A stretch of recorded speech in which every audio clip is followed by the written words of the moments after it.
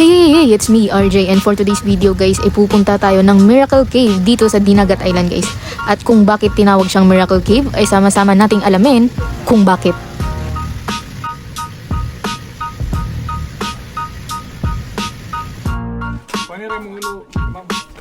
At ayun na nga mga kapawid nyo, so andito na tayo ngayon sa Miracle Cave. So tara, pasok tayo. Syempre pagbungad pa lang medyo masikip na yung daan. Pero pagdating mo dito sa loob, medyo malawak naman. Ayan guys, andito na tayo ngayon sa loob ng Miracle Cave.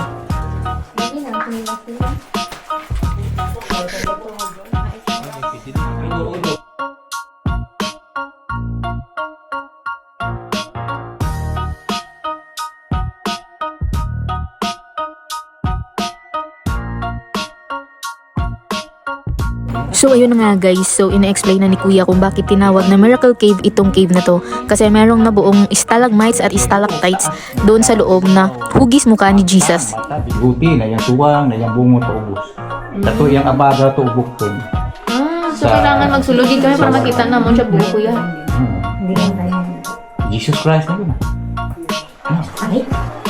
Ano na nga gitawag rin Miracle Cave. Kaya may nakita. At ayun na nga guys, pinasok na nga namin yung pinakaloob-looban ng cave na to para makita namin yung sinasabi ni Kuya na hugis mukha ni Jesus. So ayun na nga guys, actually bawal po maingay dito, bawal din po umihi, pero yung mga kasamahan ko hindi po talaga maiwasan yung mga bunganga talaga nila, ang iingay po talaga.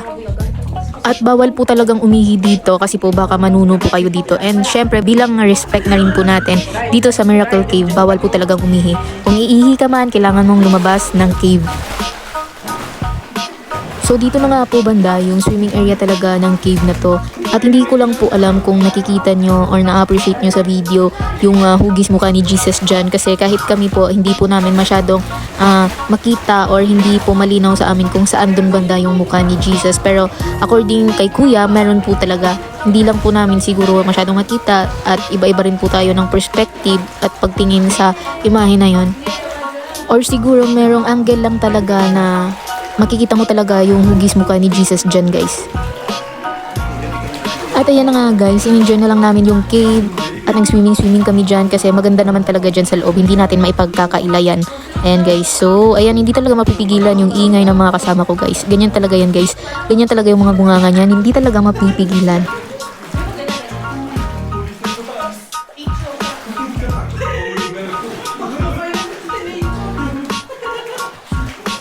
Diba? Ang saya namin dyan at ang ingay, hindi talaga mapipigilan.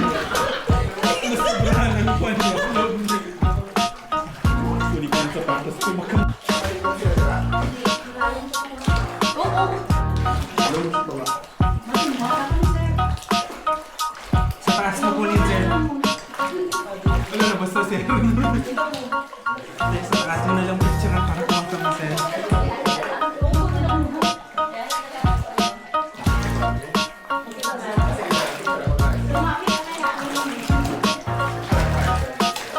Kailangan ko pa kumain. Kailangan mamatay.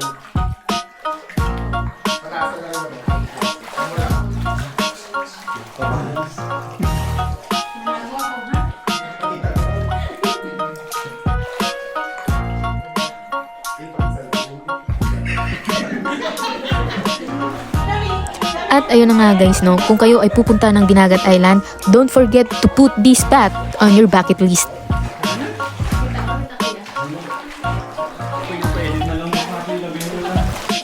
At ayun na nga guys, no, umahon na kami dahil masyado na kaming maingay dito sa loob ng cave guys.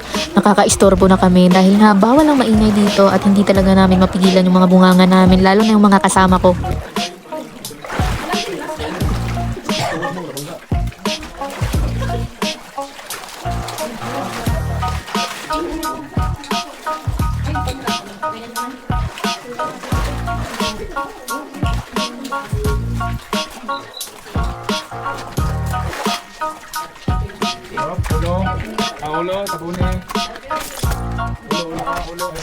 At ayun na nga guys, palabas na kami dito sa Miracle Cave at hanggang dito na lang. And once again, it's me, powered by RJ, nagsasabing walang nega, good vibes lang. Bye bye!